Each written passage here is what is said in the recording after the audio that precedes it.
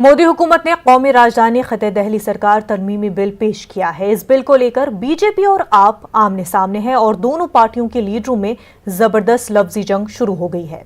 इस ज़मीन में हमारी दहली नुमाइंदा रचना ने बीजेपी लीडर आदेश गुप्ता से बातचीत की। लोकसभा में कल केंद्र सरकार की तरफ से एक बिल पेश किया गया जिसमें ये प्रावधान होगा कि उपराज्यपाल को ज्यादा शक्तियां दी जाएंगी। इस पूरे मसले पर हमारे साथ बात करने के लिए मौजूद हैं दिल्ली बीजेपी अध्यक्ष आदेश गुप्ता।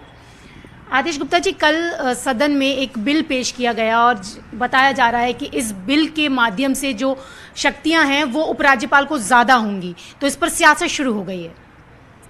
देखिए, जो लोकसभा में आर्टिकल 239A के तहत जो कॉन्स्टिट्यूशन का धारा है उसके तहत जो अमेंडमेंट करने के लिए बिल पेश किया जाना है, और वो सिर्फ जो पिछला सुप्रीम कोर्ट की बेंच ने डिसीजन दिया था जब दिल्ली के मुख्यमंत्री ने एलजी से किया और वहाँ जाकर धरने पर बैठ गए और कोर्ट ने डिसीजन दिया कि ये क्लियरिटी आनी चाहिए कि एलजी का क्या काम है और एनसीटीडी का क्या काम है, दिल्ली गवर्नमेंट का क्या काम है।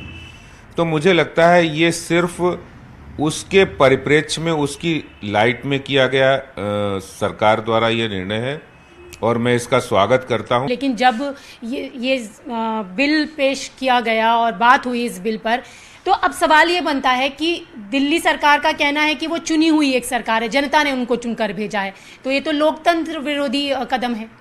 अरविंद केजरीवाल इसको लेकर ट्वीट कर रहे हैं, मनीष सिसोदिया ट्वीट कर रहे हैं। देखिए, दिल्ली सबको पता है, दिल्ली यूनियन टेरिटरी है और यूनियन टेरिटरी में ऑलरेडी दिल्ली सरकार के पास बहुत सारे काम हैं।